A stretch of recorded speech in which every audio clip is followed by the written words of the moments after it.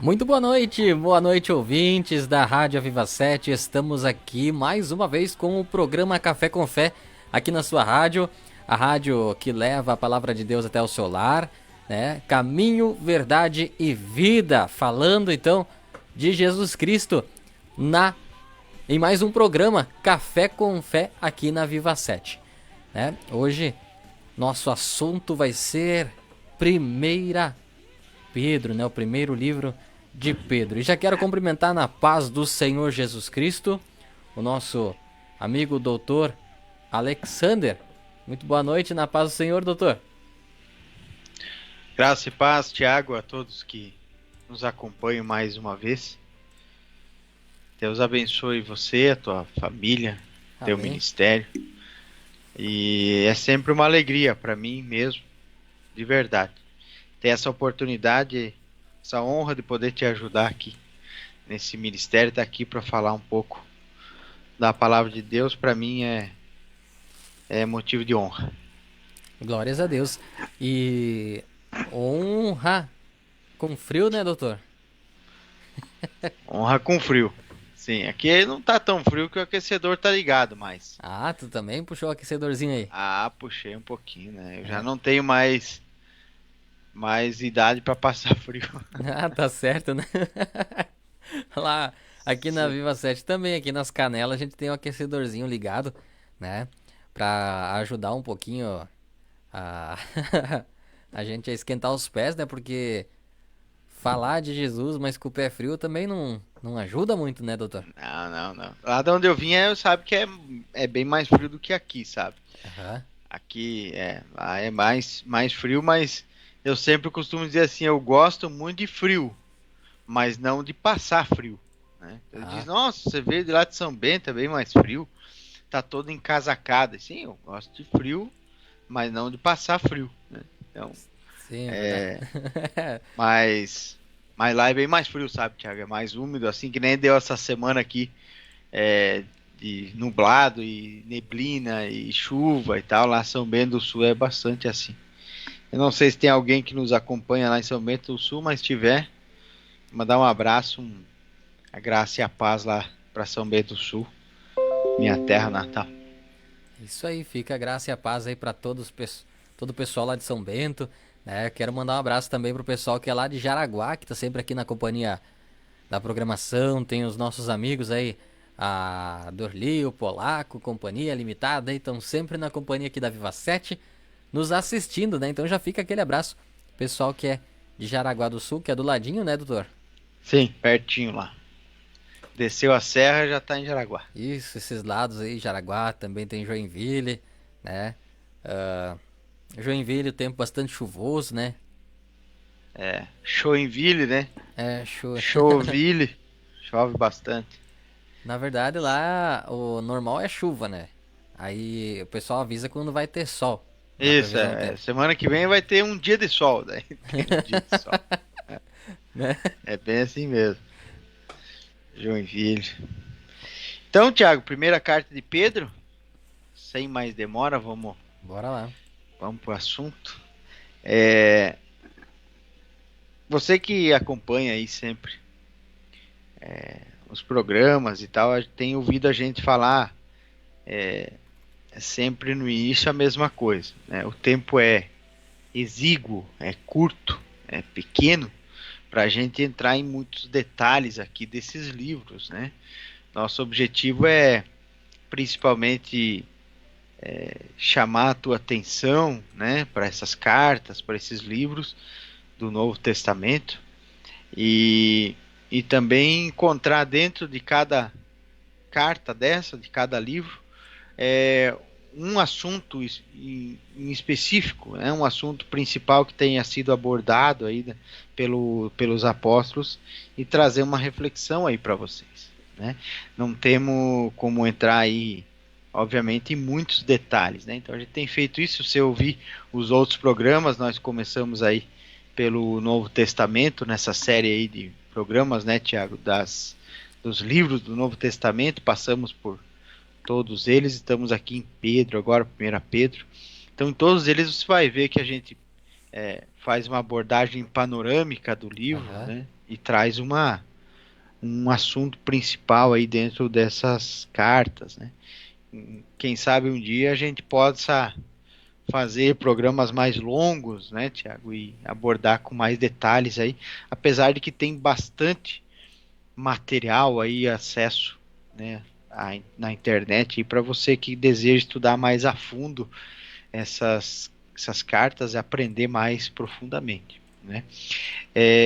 A primeira carta de Pedro, Tiago, foi uma carta escrita provavelmente ali próximo do ano 70 depois de Cristo. Não depois do ano 70, porque há a grande probabilidade que os apóstolos não viveram depois desse período de 70 depois de Cristo, né?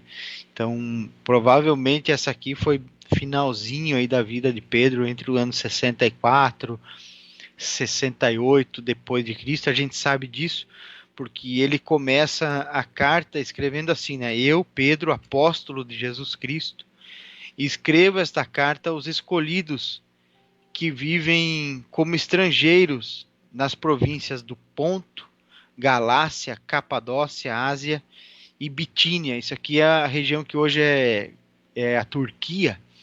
E ele escreveu isso aqui principalmente para os cristãos judeus, os judeus convertidos a Cristo, na época, Tiago, que estavam sendo muito perseguidos, né, e acabaram fugindo e se escondendo nessa região aí, né, assim, de uma forma mais simplificada da história, foi isso, houve uma dispersão, sabe, desses cristãos judeus na época. Então eles eram estrangeiros residentes nessa região da Ásia Menor, aí hoje onde é a Turquia, sabe? Por isso que ele escreve e diz estrangeiros nas províncias ali de Ponto, Galácia e tal, né? Então ele começa escrevendo para esse povo, né? Então você vai ver que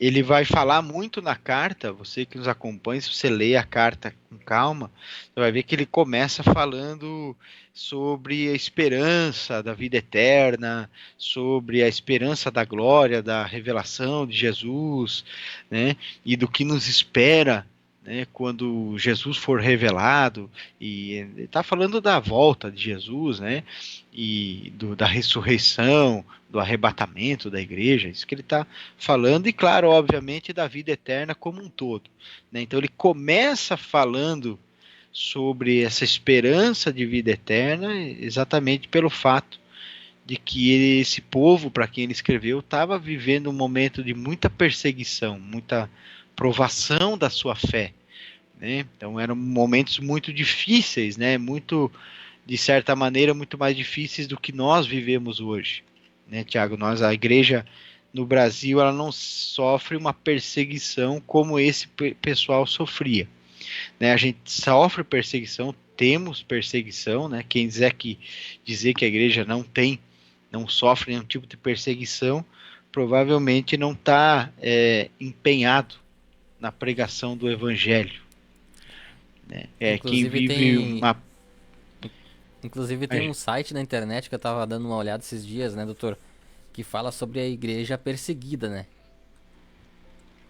Tipo, mostrando até o mapa de alguns países que não aceitam o evangelho, né, e o grau de perseguição em cada país, faz até um comparativo, até uma hora dessa a gente pode até trazer num programa esse mapa, né, até por questões de informação, né, para o pessoal saber aonde que está sendo perseguido, lá mostra, né, quais são os países, o grau de perseguição e tipos de perseguição que acontecem em cada uma dessas regiões, né.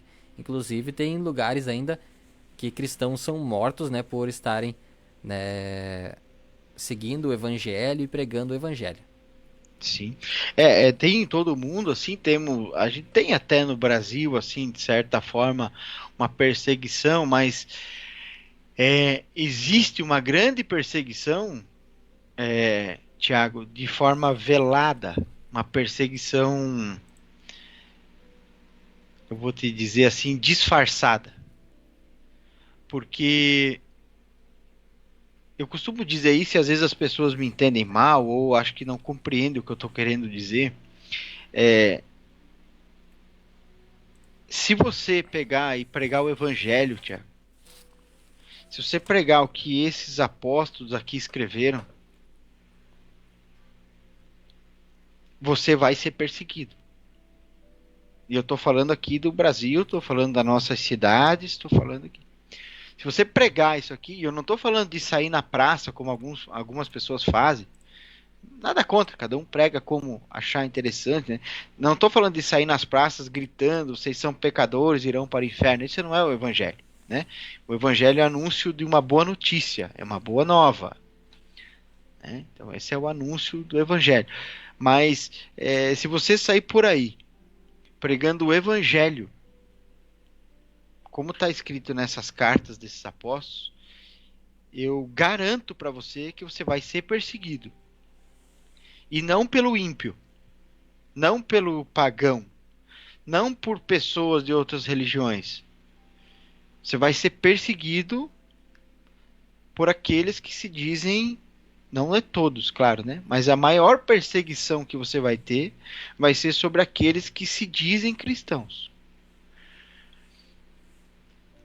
Porque a mensagem, Tiago, pregada hoje em nome de Jesus no Brasil, assim, na sua grande maioria, graças a Deus, obviamente, existem as exceções, e a igreja verdadeira, a igreja viva de Jesus Cristo, ainda mais, na grande maioria, a mensagem pregada hoje em nome de Jesus não tem nada a ver com o que esses homens escreveram inspirados pelo Espírito. E se você pregar a verdade, você vai ser perseguido. Então, às vezes a gente lê na escritura de perseguição e acha que isso é uma coisa que aconteceu no passado, que hoje não acontece mais e tal. Então, quem nunca sofreu perseguição e prega o evangelho deveria começar a rever a sua mensagem, que provavelmente não pregou o evangelho. Então, isso é uma coisa que só sabe dizer quem vive isso na pele, né? Desde questão de deboche no trabalho, né, doutor? Deboche no trabalho, pela conduta, né, que é o que Pedro vai falar muito aqui, por uma coisa que é um assunto, eu diria que é o assunto principal aqui dentro da carta de Pedro, é a obediência. Né? Ele fala muito sobre a obediência. Então, a obediência de quem serve a Deus incomoda o ímpio. Então, a mensagem, presta bem atenção no que eu vou dizer, a mensagem do evangelho não incomoda o pecador. Ela atrai o pecador. A mensagem verdadeira do evangelho tem que ter a mesma resposta que tinha Jesus quando pregava. Quando Jesus pregava, os pecadores eram atraídos. E os religiosos repudiavam a mensagem. Os pecadores eram atraídos e eram transformados. Essa é a mensagem do evangelho. Então a mensagem do evangelho não incomoda o ímpio, mas a obediência do justo incomoda. Porque a obediência do servo de Deus, no testemunho da obediência de justo, da justiça, isso incomoda porque acusa a consciência daquele que é ímpio. Então a mensagem atrai o pecador, porque é uma boa nova de salvação. É uma boa notícia de salvação. A verdadeira, a completa mensagem do evangelho, ela atrai o pecador e transforma ele. Porque esse evangelho que atrai o pecador, mas não tem transformação de vida, é um evangelho incompleto. Então tem muito lugar que prega o evangelho incompleto, porque atrai muitos pecadores. Então é uma mensagem verdadeira do evangelho, atrai o pecador, porque é uma boa notícia. Agora, ela só é completa se ela transforma. E é disso que Pedro vai falar bastante aqui. Sobre essa transformação, de como a obediência ela gera santidade. Como a obediência ela purifica a alma. E é um propósito daqueles que são chamados pelo evangelho. Deixa eu só fazer uma coisa aqui, Tiago, só um pouquinho. Sim, senhor. Vou desligar esse aquecedor aqui porque esquenta bastante. Então, voltando aqui ao assunto, Tiago, eu estava falando sobre perseguição, né? Então, daí tu comentou sobre a perseguição, né, no trabalho e tal. Geralmente é porque as pessoas começam a olhar o comportamento e isso incomoda, porque se tem 5 pessoas, isso tô falando em todo lugar, né? Tem 5 pessoas trabalhando aqui na empresa. Aí todo mundo comete uma falha, um erro, né?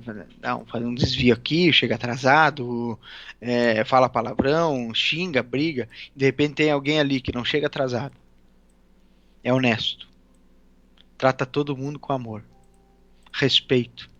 Não fala para mim, isso começa a incomodar, né? Porque é como diz no Salmo é, 2 e também lá em Hebreus vai dizer, o Salmo 2 fala de como as pessoas queriam, uma profecia de como o mundo, agora quando começar a chegar no fim dos dias, né, as pessoas vão querer romper essas correntes da palavra de Deus, que como se esse chamado interior por justiça ou pela verdade, isso fosse uma coisa que prendesse as pessoas. Então é quando eles olham, e a Bíblia diz que Noé condenou o mundo da sua época por viver em justiça, por ser justo. Então a justiça de Noé, a integridade de Noé condenou o mundo daquela época, porque havia um padrão a ser seguido. Então essa perseguição sempre vai haver.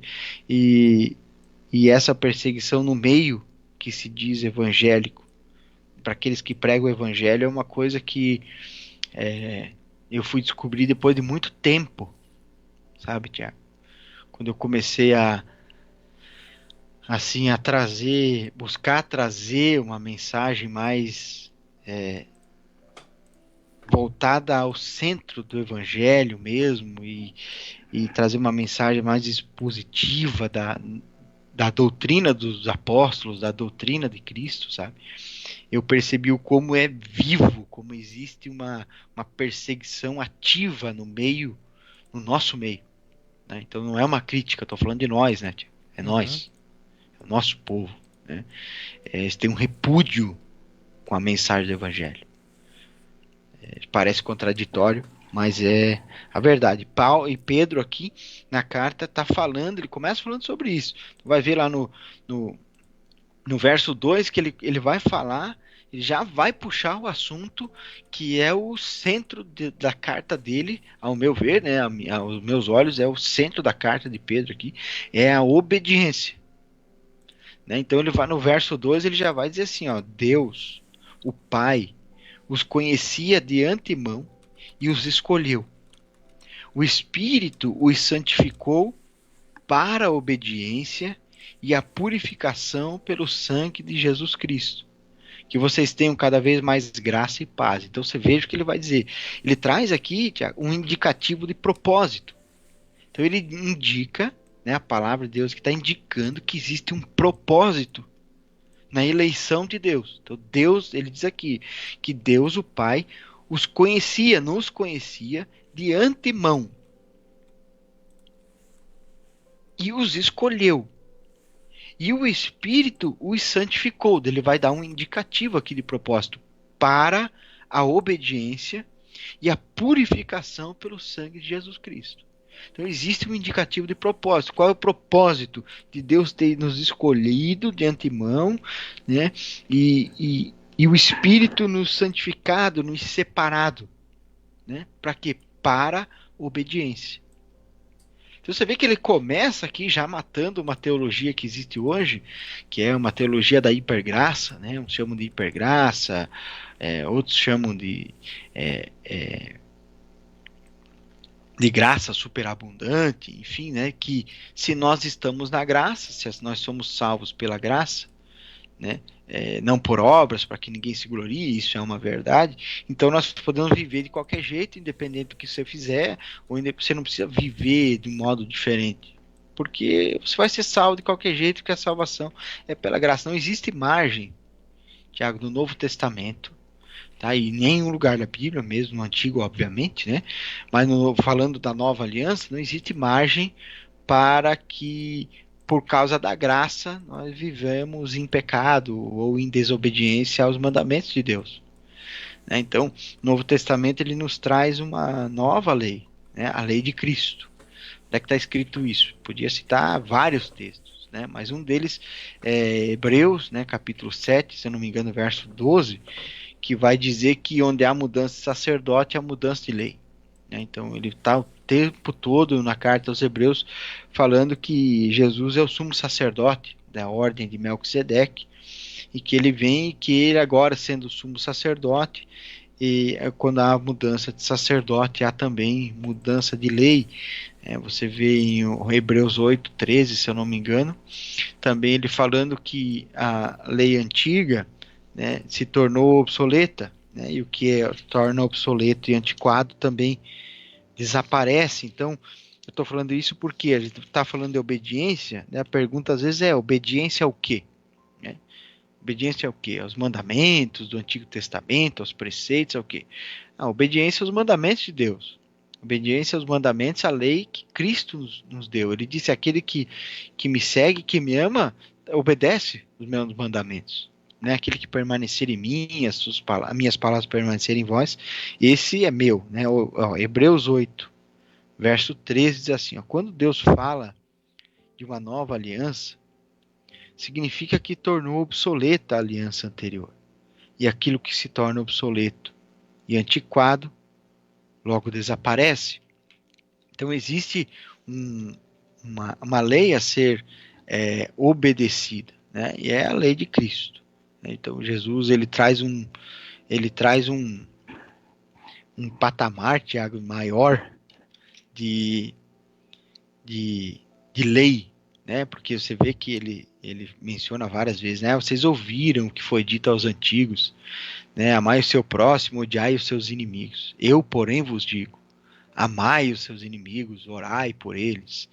Ele diz: vocês ouviram que sobre adultério, né, que aquele que for pego em adultério, eu, porém, vos digo que aquele que olhar e desejar já adulterou no seu coração. Então, o nível, né, da lei de Cristo que ele nos apresenta é maior, né, até do que, assim, em patamar de santidade é maior até do que tem no Antigo Testamento. Então, 1 Coríntios 9 e 21 vai falar sobre a lei de Cristo, né? 1 Coríntios 9 e 21 diz assim: para os que estão sem lei, tornei-me como sem lei, embora não esteja livre da lei de Deus, mas sim sob a lei de Cristo, a fim de guardar os que não têm lei. Então existe, Paulo está dizendo, né, aos Coríntios, né, embora eu não estou livre da lei de Deus, mas sim sobre a lei de Cristo.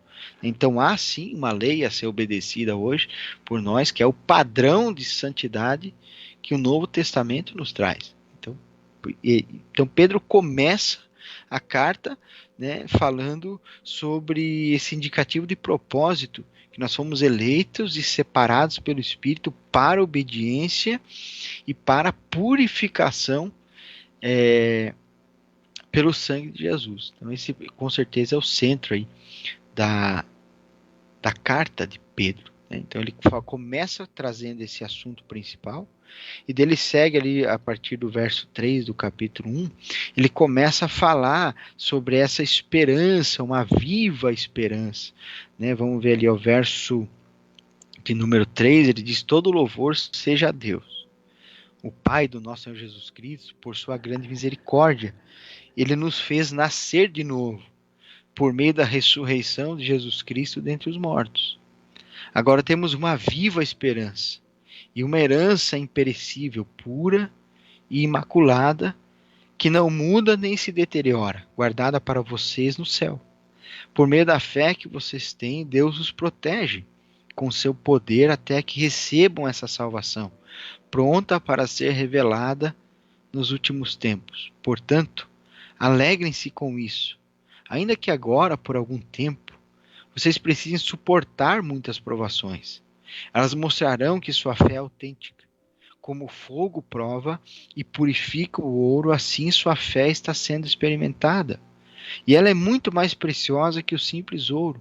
Isso resultará em louvor, glória e honra no dia em que Jesus Cristo for revelado. Então, você vê que ele começa falando de obediência, de purificação, e dele vem falar dessa viva esperança e que todas as provações, as dificuldades que a gente vive hoje aqui, para quem nasceu de novo, né, é como o fogo que vem para purificar.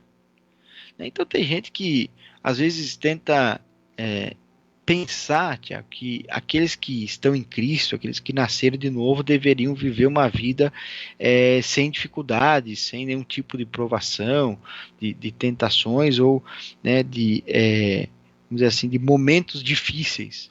Né? Mas a Escritura vem dizer que para nós, todos os momentos difíceis que a gente vive hoje, as provações que a gente vive, servem como uma purificação para nós. E é claro que qualquer pessoa que tem um pouco de maturidade sabe que a maturidade só vem com a dificuldade. Não tem como a maturidade vir em momentos de alegria, por isso que o Salomão fala em Eclesiastes que há mais sabedoria, é melhor ir em uma casa onde há luto do que uma onde há festa. Né? Porque o que se aprende numa festa? Por mais que seja uma festa santa, uma festa que não, vamos dizer assim, que seja uma festa boa, uma festa de família, o que você aprende? Muito pouco. Agora vai num velório, para você ver. Qual é o nível da conversa? Do que as pessoas estão falando?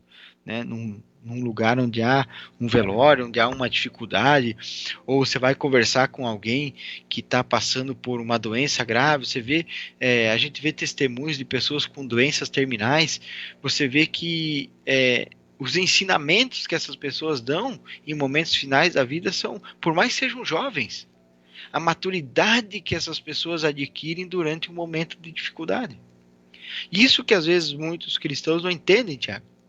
Que o nosso objetivo aqui, o indicativo de propósito que Deus tem para nós é um crescimento em maturidade, né? Um crescimento espiritual, e isso se dá através, muitas vezes, de dificuldades. Né? Além dessa maturidade espiritual vir com o contato com Deus, com a oração, com a leitura da palavra de Deus e com o aprendizado, né, do conhecimento de Deus, vem com as dificuldades que Deus nos permite. Então tem muita gente que fica orando para sair de dificuldade quando devia estar perguntando para Deus por que Deus me colocou nesse fogo. Né? Qual é a purificação que isso vai trazer para mim, que é o que ele fala aqui, ó. Portanto, alegrem-se com isso, verso 6. Ainda que agora, por algum tempo, vocês precisem suportar muitas provações, elas mostrarão que a sua fé é autêntica. Como o fogo prova e purifica o ouro, assim sua fé está sendo experimentada e ela é muito mais preciosa que o simples ouro. Então, o que ele tá, quando ele diz experimentada aqui, é uma palavra que significa sendo exposta a isso. Não no sentido de experimentar que Deus precisa ver como é a tua fé. Deus sabe todas as coisas. Deus não precisa fazer um teste para ver o que tem no teu coração, ele já sabe. Então, mas quem precisa muitas vezes saber o que é no nosso coração é nós mesmos. Então, às vezes, quem está nos ouvindo, às vezes está difícil, às vezes o momento está passando, ou você não está entendendo o porquê você está passando por isso. Então, não é castigo. Na maioria das vezes é provação mesmo.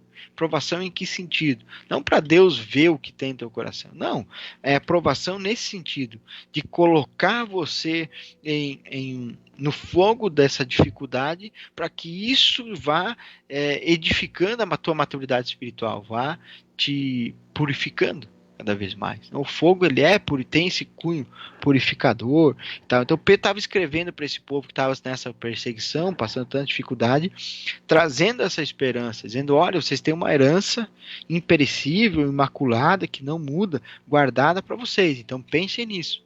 E também com relação às provações, pensem que isso serve para trazer maturidade para vocês, para edificar a fé de vocês e vos ensinar o que precisa para crescer em maturidade em Deus.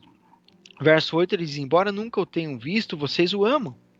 E ainda que não o vejam agora, creem nele e se alegram com muita alegria, uma alegria inexprimível e gloriosa, pois estão alcançando o alvo da sua fé, que é a salvação. Então ele vai dizer que a fé, ele vai de novo trazer um indicativo de propósito, que aqui a fé que está sendo provada e crescida nessas provações, né, ela está criando, Deus está fazendo isso para que essa fé alcance o objetivo, que é a salvação. Ele vai falar sobre os profetas que queriam muito saber sobre essa salvação, investigaram muito a respeito, né, quando profetizaram acerca dessa graça que nos foi dada através de Cristo, né, buscaram descobrir qual tempo ou ocasião se referia o Espírito de Cristo, né, que neles estava ao predizer o sofrimento dele, de Cristo, né, e sua grande glória posterior. E foi dito para os profetas, ele vai dizer ali no verso 12, que essa mensagem não era para eles, né, que era para nós. Ele vai dizer, ó, essa mensagem que os profetas traziam sobre a graça em Cristo não era para eles, mas para vocês. E agora as boas novas lhe foram anunciadas por aqueles que pregaram pelo poder do Espírito enviado do céu. É algo tão maravilhoso que até os anjos anseiam observar. Ele fala lá no verso de número 12, que até os anjos têm interesse em ouvir sobre o Evangelho, sobre essas boas novas, né? Então, muitas vezes nem as pessoas têm interesse em ouvir, né? E aqui Pedro vai dizer que até os anjos têm interesse em ouvir sobre a mensagem do Evangelho. Você vê, Tiago, que aqui, de entrar um pouquinho mais profundo no assunto desse versículo aqui rapidamente, se os anjos têm interesse em ouvir sobre a mensagem do Evangelho, significa que o Evangelho é eterno. Em que sentido? Tem gente que acha que vai morrer e quando chegar no céu vai saber tudo sobre o Evangelho.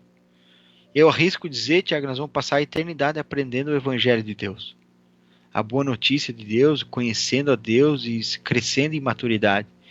A Bíblia fala várias vezes de ambientes espirituais onde havia anciões de dias. Se na eternidade ninguém envelhece, do que a Bíblia está falando?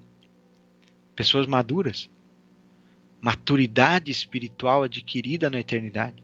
Então, se os anjos anseiam observar e ouvir o Evangelho, né, isso tem que nos fazer pensar que eu acho que essa mensagem é muito maior e mais ampla do que a gente imagina.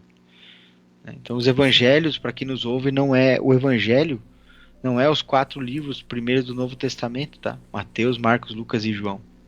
Esse não é o evangelho. Se for Essa é a biografia do ministério de Jesus. Né? São os evangelhos, o evangelho segundo eles, né? O que eles ouviram. Tá? Mas esse não é o evangelho. O evangelho é eterno. O evangelho está na primeira palavra da Bíblia e na última. Toda a Bíblia tem um único assunto: o evangelho de Deus. E às vezes as pessoas esquecem isso. Por isso que muita mensagem que é pregada em texto bíblico não traz honestidade com o texto. Porque todo o texto é sobre o evangelho. Se ele não convergir no evangelho, ele está incompleto. A Bíblia fala sobre muita coisa, Tiago. Sobre finanças, sobre casamento, sobre um monte de coisa. Mas tudo isso tem uma raiz no evangelho. Então, se alguém pregar uma mensagem, em qualquer texto que for, e isso não convergir em Cristo, a mensagem é incompleta. E é por isso que eles perseguem a gente, Tiago. É por isso que eles não gostam da mensagem do evangelho. Então, tu ia falar alguma coisa, Tiago? Eu ia comentar mais ou menos sobre isso dali, né, doutor? Que o evangelho é algo assim que, se for parar pra analisar, né, se até os anjos anseiam, né? E o ser humano, ele tem a mente de certa forma fechada pra isso, né? Que é da natureza do ser humano, de certa forma tá fechado a isso. Porém, também é da natureza do ser humano ele querer buscar a fonte, né? De onde ele pertence. É um anseio É um, profundo da é um alma. anseio, né? Só que nós temos que ter essa sensibilidade, né? Pra, pra esse anseio fluir. Porque geralmente esse anseio ele só flui em nós, né? Como pessoa, no momento que estamos em muita dificuldade. Né? Geralmente a pessoa, quando ela tá sem resposta, ela busca a resposta em Deus. Deus permite muita coisa para atrair a gente assim, porque Deus sabe que nós somos egoístas. Então nós pensamos muito em nós mesmos. Aham. Então, e uma coisa é verdade. Tinha um jargão antigo que dizia assim: quem não vem pelo amor, vem pela dor. Tu conhece alguém, Thiago, que levantou de manhã e disse assim: nossa, como eu tô amando Jesus, vou para a igreja. Que dia lindo, vou aceitar Jesus. Nossa, olha que passarinho maravilhoso, que lindo tudo que Deus criou. Eu vou lá procurar uma igreja e aceitar Jesus. Conhece alguém? Não, eu não conheço. Não, é verdade. Eu nunca conheci, pode ser que tenha, né? Alguém assim, mas é difícil. É muito difícil.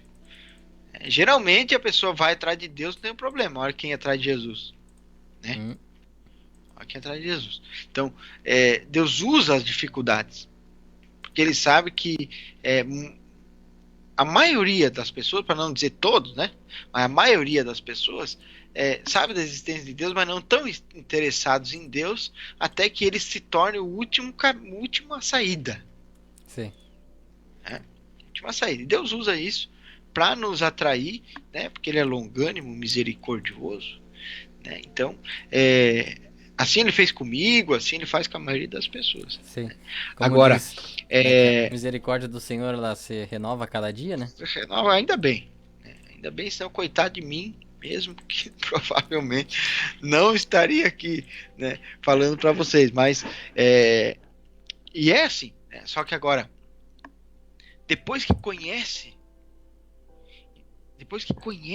cara, que experimentam, Tiago, né, a bondade de Deus, a presença de Deus, a palavra de Deus, como está lá em Hebreus 6, aqueles que provaram o dom celestial, se fizeram participantes do Espírito Santo, foram iluminados, né, provaram a boa palavra de Deus, né, como é que a maioria dessas pessoas depois acabam permanecendo na presença de Deus por puro interesse? Né, e interesse não só no sentido de enriquecer, mas continuam permanecendo na presença de Deus por medo do inferno, por exemplo.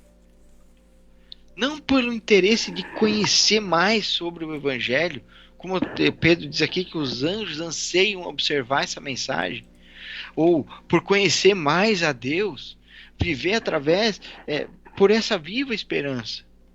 É por isso que muitas vezes, Tiago, o Evangelho não é interessante para as pessoas, porque assim, o que o Evangelho fala sobre dinheiro é muito simples. Não ajunteis tesouro na terra, onde a traça e a ferrugem consomem, onde os ladrões minam e roubam. Ajuntei tesouro aonde? No céu. O que o Evangelho fala sobre dinheiro? Não ameis o mundo nem o que o mundo há. Porque tudo que há no mundo, a cobiça dos olhos, né, a concupiscência da carne, os desejos da carne, a ostentação dos bens não provém do Pai, mas do mundo. E o mundo, a sua cobiça, passa, mas aquele que faz a vontade de Deus permanece para sempre. Esse é o que o Evangelho fala sobre dinheiro, Tiago. Só que isso não é interessante. Então eles procuram usar Deus e a palavra de Deus de toda maneira para fazer aquilo que o Evangelho diz que não é para fazer. Então eles querem ajuntar tesouros aqui na terra. E eles querem usar alguma forma de deturpar a verdade, a mensagem de alguma maneira, para que a mensagem se torne uma mensagem de como satisfazer os seus desejos. Então o evangelho de verdade, Tiago, não é interessante.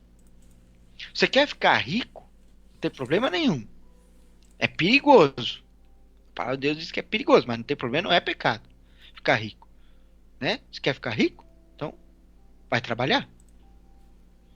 Né? A Bíblia diz que aquele que semeia, colhe, né? Que Deus ajuda quem é honesto, quem é trabalhador. Né? Então, quer ficar rico? Faz isso. Né? Mas eles não querem. Eles querem usar Deus, né, para ficar rico. Então, isso não é o evangelho, por isso não é interessante, né? Muitas vezes a mensagem. Mas você vai olhar para o Novo Testamento, a Nova Aliança não fala nada sobre isso. Então, Pedro vai continuar aqui, ele vai falar de uma viva esperança que é depois, que é na revelação dele. Essa é a nossa esperança, é lá que é para estar aos nossos olhos. Por isso que ele vai falar sobre obediência, purificação. Ele começa dizendo: olha, a esperança de vocês não é aqui.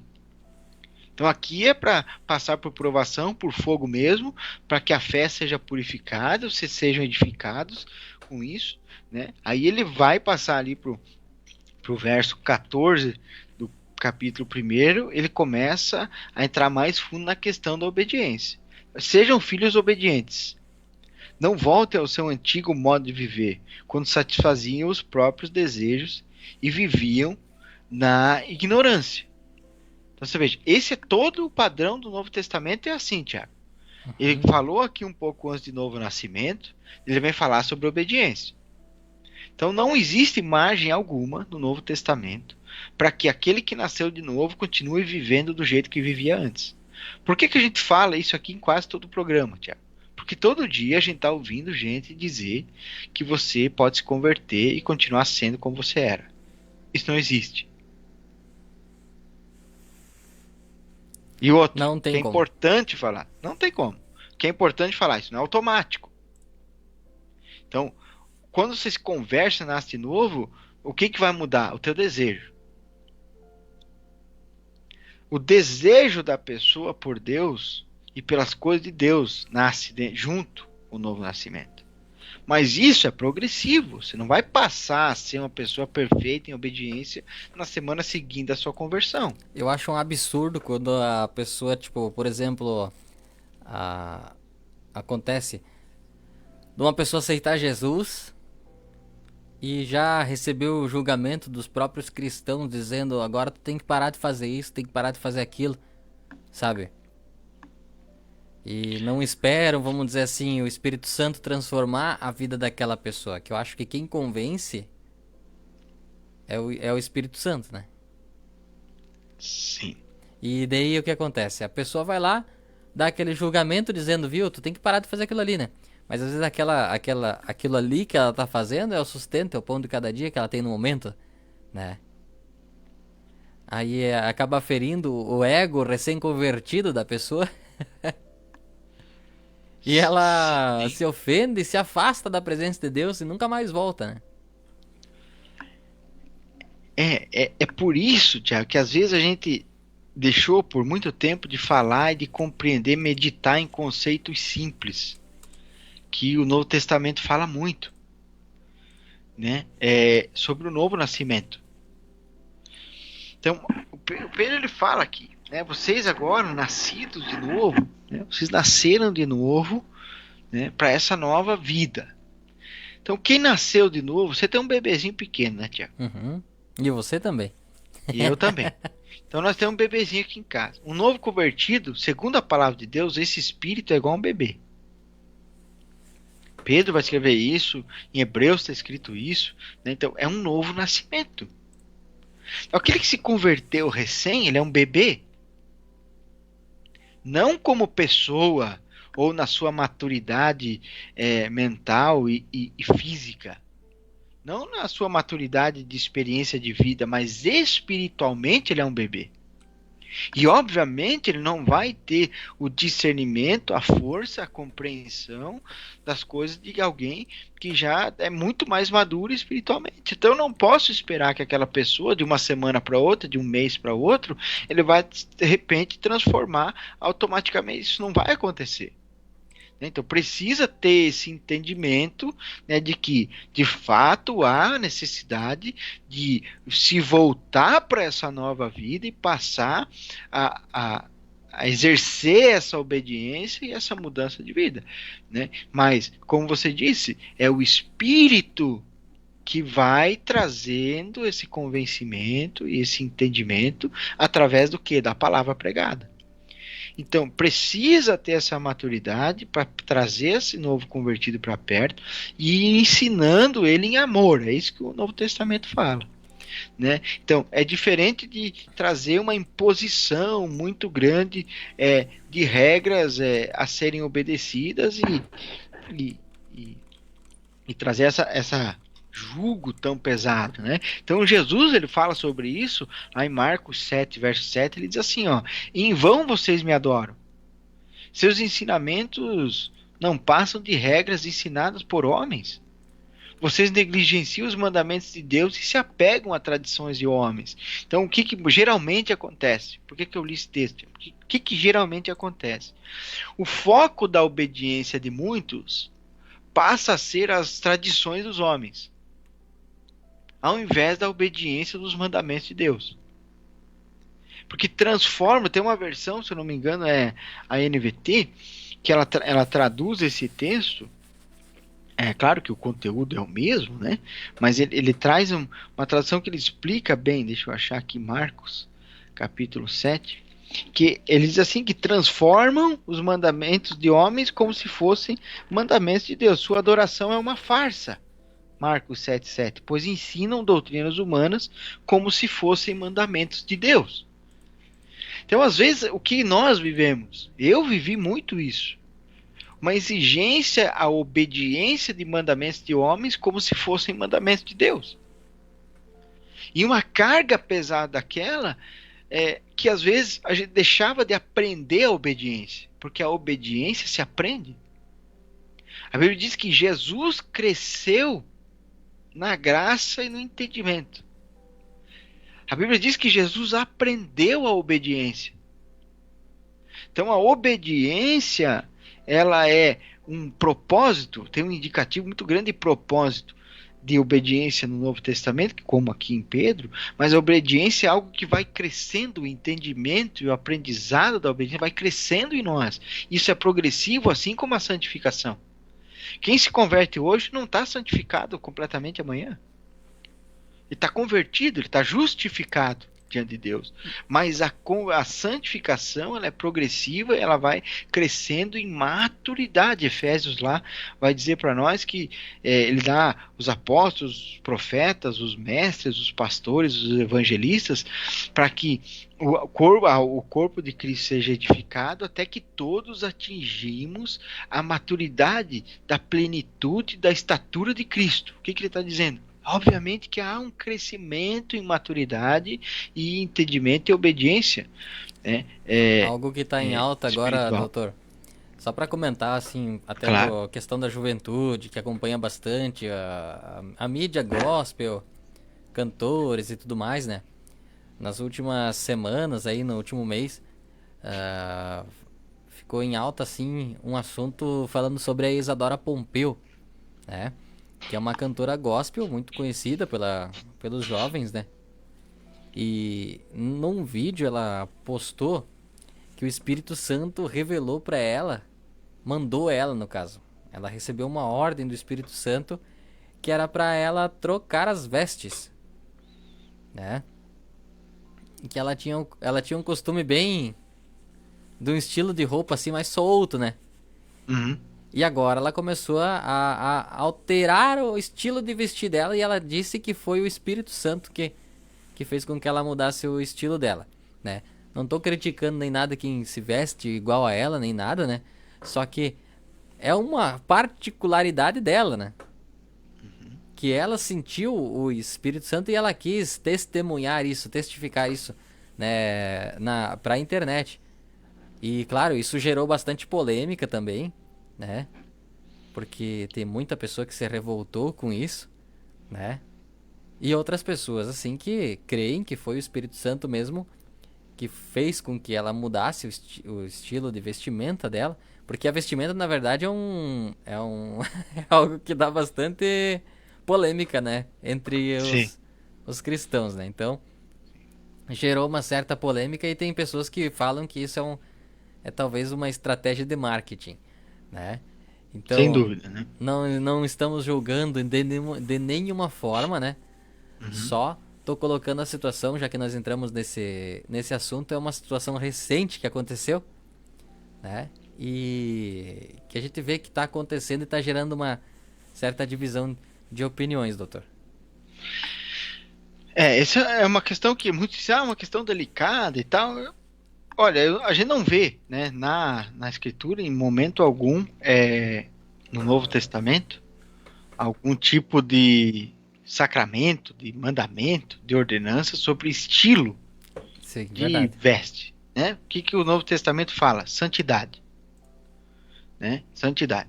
Então, prudência, né? É isso que fala sobre isso.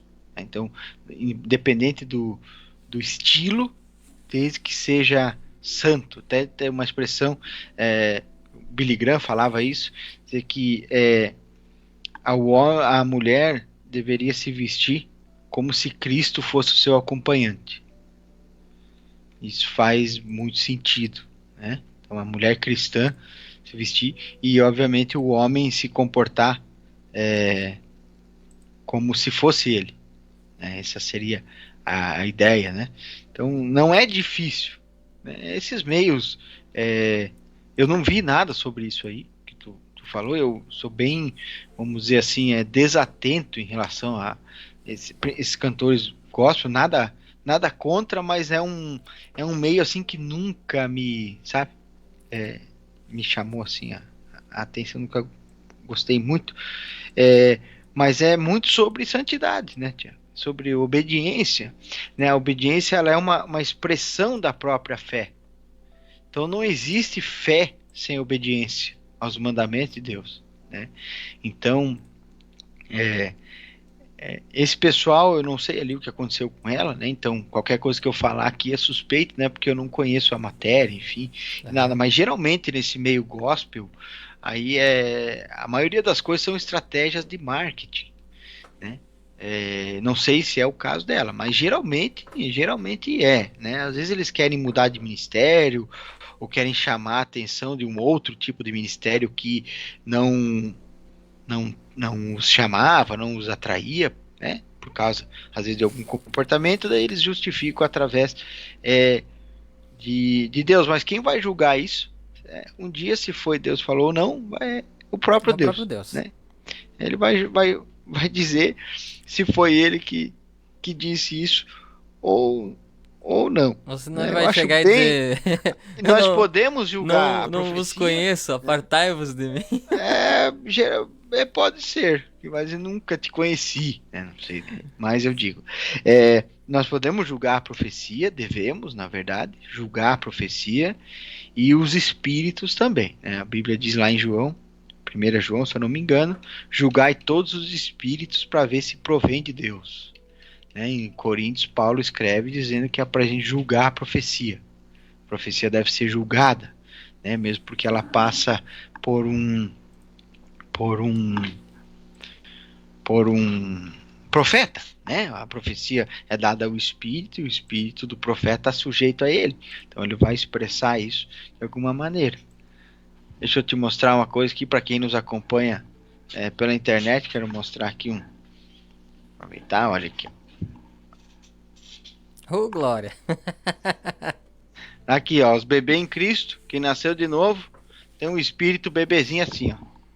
Né? Precisa aprender a obediência. Vai crescendo em maturidade, é disso que nós estamos falando. Então É. tem muita gente, Thiago, que às vezes esquece de olhar para isso, que precisa de fato aprender a crescer nessa obediência, né? O que Pedro vai dizer aqui, ó. Olha o nível que Pedro chega no verso 15 do capítulo 1.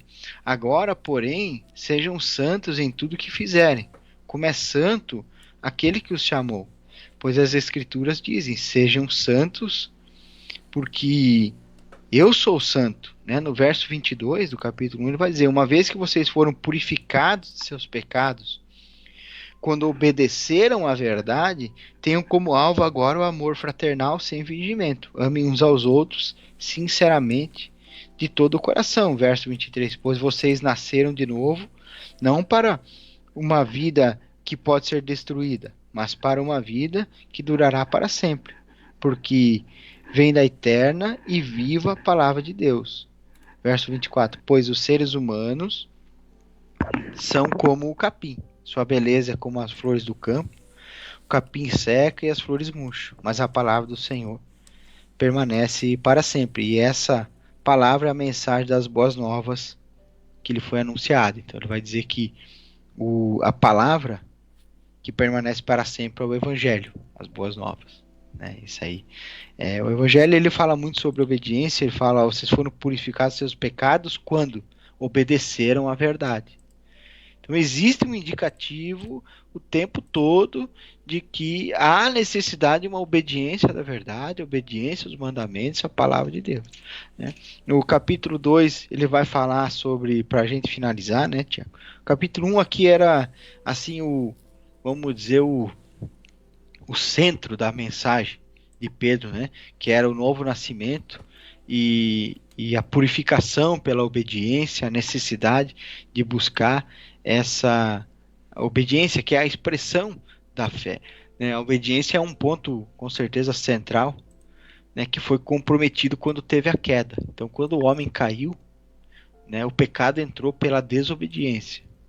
Não é porque comeram fruto, mas porque desobedeceram. O centro daquilo ali era a desobediência. Né? Jesus sempre exigiu obediência a seus discípulos, né? Porque a obediência é a restauração do plano inicial de Deus. É isso que as pessoas precisam entender.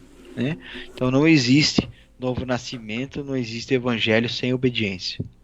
Um evangelho que simplesmente vem para salvar e não transformar, não exigir uma busca por uma nova vida e uma edificação, um crescimento da maturidade em Deus, não é evangelho. Capítulo 2, então, ele vai falar sobre a igreja, ele vai trazer a expressão da igreja como o templo de Deus, né? A igreja não as quatro paredes, mas o ajuntamento dos salvos, né? A comunhão dos salvos é a igreja. A igreja ele vai trazer isso aqui numa expressão de como pedras vivas, né, para a casa de Deus. É isso que ele vai falar aqui. Vocês têm se aproximado de Cristo, verso 4 do capítulo 2, a pedra viva. As pessoas o rejeitaram, mas Deus os escolheu para lhe conceder grande honra. E vocês também são pedras vivas, com as quais um templo espiritual é edificado. Além disso, são sacerdotes santos. Por meio de Jesus Cristo, oferece sacrifícios espirituais que agradam a Deus. Então ele vai trazer essa ideia, né, essa metáfora de cada um como uma pedra viva. Né, que é a mesma coisa que Paulo fala na carta aos Efésios, né, que nós somos edificados juntos para templo de Deus, né, para a morada do Espírito. Né, Paulo vai trazer lá aos Efésios, para quem quiser dar uma olhadinha lá, capítulo 1º e 2º da carta aos Efésios, ele vai dizer que a igreja ela é um corpo para o Filho, ela é um templo para o Espírito e uma família para o Pai. Então ele vai trazer essa natureza da igreja como um templo do Espírito e cada um de nós como uma pedra desse edifício. Então a igreja é esse edifício formado pelas pessoas. No verso 13 do capítulo 2, ele vai começar a trazer assim instruções pessoais, instruções diretas de como as pessoas vão cumprir tudo o que ele falou no capítulo 1 e início do 2. Como que eles vão se dispor a essa obediência, como é que eles vão demonstrar essa expressão da fé através da obediência. Então ele vai começar no capítulo 2, verso 13, falar do respeito às autoridades por causa do Senhor. Submetam-se a todas as autoridades humanas, seja o rei como autoridade máxima, seja os oficiais nomeados e enviados por ele para castigar o que fazem o mal e honrar os que fazem o bem. É da vontade de Deus que, pela prática do bem, vocês calem os ignorantes que os acusam falsamente. Então ele começa trazendo instruções dizendo, obedeçam à lei. Então tem muito cristão aí que obedece todas as regras que os homens criaram, né, dentro da igreja, mas não obedecem às leis dos homens. Né? Então isso aí é uma coisa que precisa ser muitas vezes revisto. O verso 18 do capítulo 2, ele vai trazer instruções para os escravos, né? Escravos, submetam aos seus senhores com todo respeito, façam o que eles mandar, não apenas se for bondoso e amável, mas até mesmo se for cruel. Nós não temos escravos hoje, mas temos empregados. Então você que é cristão, empregado de alguém, né, seja um bom funcionário. Chegue no horário, seja honesto. Trate bem o seu patrão, mesmo que ele seja cruel. Está ali no verso 18, né? Porque Deus se agrada de vocês quando, conscientes da vontade dele, suportam com paciência o tratamento injusto. Claro que não há mérito algum em ser paciente quando são açoitados por terem feito mal, mas se sofrem por terem feito bem e suportam com paciência, Deus se agrada de vocês. Então, ele vai trazendo essas instruções no capítulo 3, ele vai trazer instruções para as esposas, né? Da mesma forma, vocês, esposas, sujeitem-se à autoridade de seus maridos. Assim mesmo que ele se recuse a obedecer à palavra, será conquistado por sua conduta, sem palavra alguma, mas por observar o seu modo de viver puro e reverente. Ele está falando aqui para mulheres que eram convertidas e tinham maridos que não tinham se convertido. Ele está dizendo, olha, eles vão se converter sem palavra alguma, mas só de observar o seu modo de viver puro e reverente.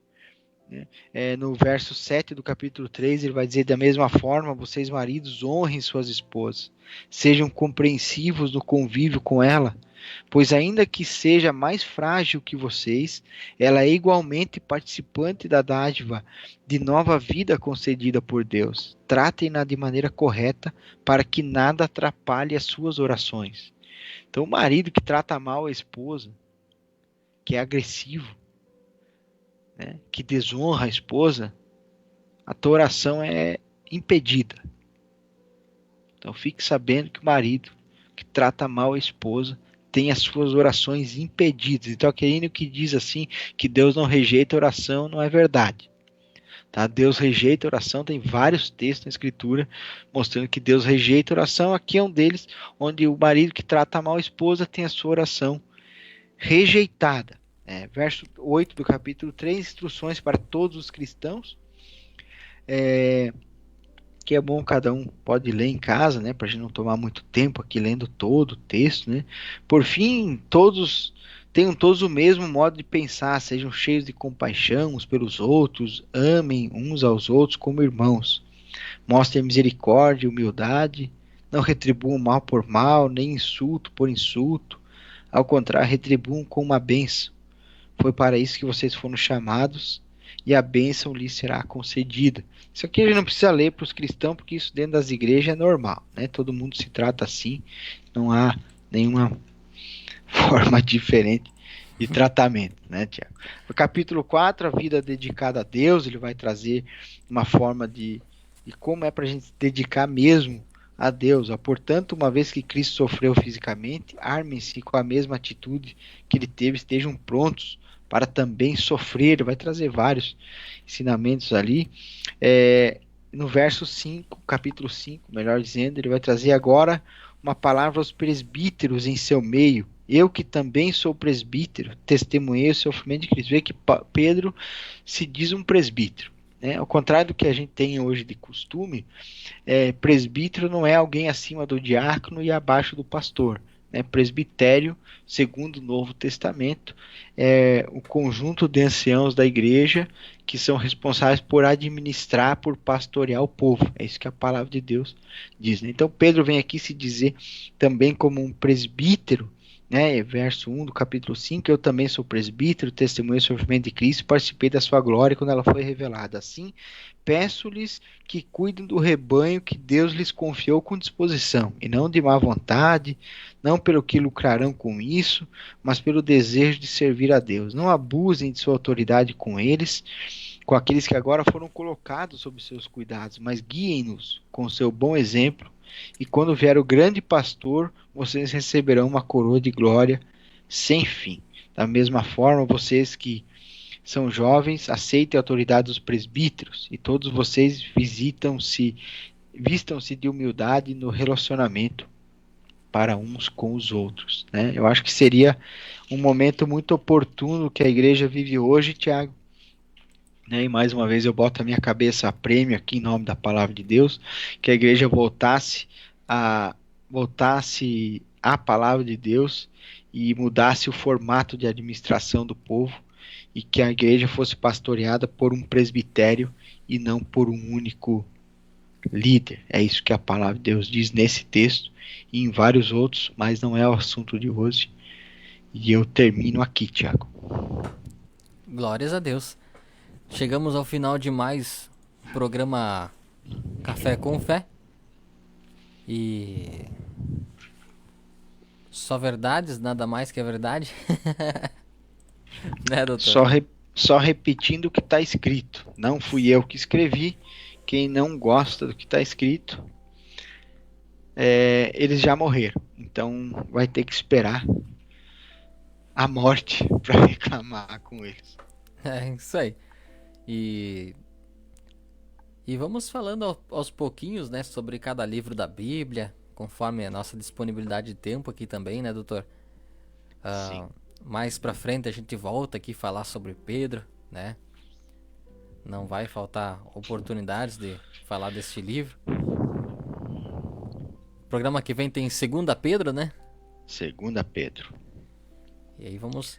Uma carta muito forte. Escatológica, fala muito sobre fim dos tempos. Vai ser interessante. Isso aí, então você não pode perder. Se for a vontade do Senhor Jesus Cristo, na sexta-feira que vem, nós estaremos aqui ao vivo novamente, falando sobre 2 Pedro. Agora eu falei errado aqui. 2 Pedro. Preto. Né? O preto. Mas é isso aí, meu amigo, minha amiga, ouvinte que está na companhia da programação. Mandar um abraço aí pro Ronaldo e pra Samara lá de Serra Alta, que estavam na companhia da programação. Também a irmã Ivoni, ali de Pinhalzinho, na audiência. A Vilca, ali de Modelo, na companhia aqui da programação. Deus abençoe. E a todos os ouvintes que estiveram nos acompanhando nessa noite, no programa ao vivo. Você que vai ouvir gravado esse programa também, que Deus te abençoe poderosamente. Não esqueça de acompanhar os programas anteriores, né? E os próximos programas que virão. Toda sexta-feira, às vezes acontece algum imprevisto ou outro, né, doutor? Mas a gente tá fazendo o possível aí para tentar trazer toda sexta-feira aqui o Café com Fé e abençoar a sua vida aí com a palavra do Senhor Jesus Cristo, porque é necessário que nós venhamos aprender cada vez mais sobre a palavra de Deus, para que a gente possa sermos imitadores do Senhor Jesus Cristo, porque eu tenho certeza que essa é a vontade do Senhor Jesus, é ou não é, doutor? Com certeza, Tiago. A palavra de Deus tem sido muito negligenciada, tem uma doutrina diabólica aí voltando ao nosso meio da igreja aí, de que nem tudo que a gente precisa saber está na Bíblia, mas que é a Bíblia e mais as revelações que as pessoas recebem e tal. Então, existe as revelações, mas não podemos esquecer que a única regra de fé e prática, né, a única forma de doutrinar a igreja é a palavra de Deus. Né? A reforma protestante se deu por causa disso. Né? A igreja que tinha antes, que se dizia igreja, doutrinava as pessoas através das suas tradições e colocava a palavra do Papa ao mesmo nível da palavra de Deus.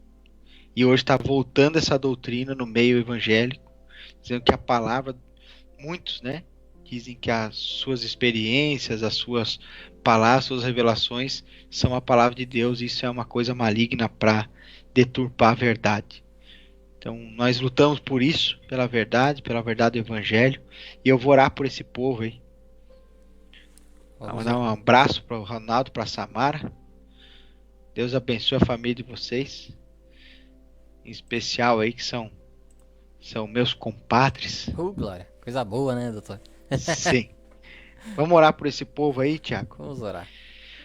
Pai querido, eu te agradeço por mais essa sexta-feira, por mais essa oportunidade que o Senhor nos deu de estar junto com a tua igreja, que está espalhada por esse mundo, para que eles possam ouvir, Senhor, a tua palavra. E eu te peço que o Espírito Santo, que está conosco aqui, ministre ao coração desse povo. Dá sede a eles pela tua palavra, pela verdade do evangelho. Dá a eles, Senhor, o desejo de conhecer mais a ti através das Escrituras.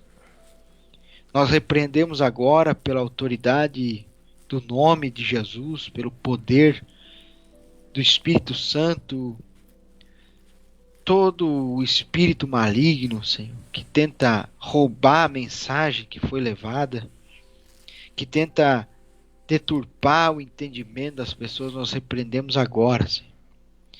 Todo espírito de depressão, de ansiedade, todo o mal colocado por esse século, por esse momento, Senhor, que vivemos, nós repreendemos agora, Senhor, em nome de Jesus. Nos dá um bom descanso. Visita, Senhor, a todas essas famílias. Esse é o meu pedido, que eu te agradeço desde já, em nome de Jesus. Amém. Glórias a Deus. Agradeço mais uma vez também ao Dr. Alexander por participar aqui, por estar junto conosco, né, apresentando o programa Café com Fé. Que Deus te abençoe, doutor, abençoe a sua família poderosamente. E contamos aí sempre com a sua ajuda aqui, que é sempre bem-vinda. Que sem o doutor, acredito que o Café com Fé não seria possível aqui também. Graça e paz, Tiago, a você e a tua família. Eu agradeço pela oportunidade. Com certeza, se não tivesse eu, Deus levantaria outro. Mas eu me sinto alegre pela oportunidade que o Senhor me dá de estar aqui para poder te ajudar. E enquanto o Senhor permitir, eu vou estar aqui com alegria. E que Deus abençoe a todos e até a próxima, se Deus quiser. Amém. Que Deus abençoe a todos meus amigos, ouvintes. Lembrando que se amanhã, se Deus quiser, temos aí o programa com a missionária Adriane aqui na programação da Rádio Viva 7, né, o programa Despertai, a partir aí das 8h30 da manhã, e você é o convidado especial, né, esteja aí na audiência, todo sábado, a partir das 8h30 da manhã, vamos ajudando aí na divulgação da programação aqui da Rádio Viva 7. Rádio Viva 7, caminho, verdade e vida. Ouça ao vivo pelo site, pelo aplicativo, e fique conosco. E até o próximo programa, se assim Deus quiser. Deus abençoe, doutor. Até o próximo. Amém.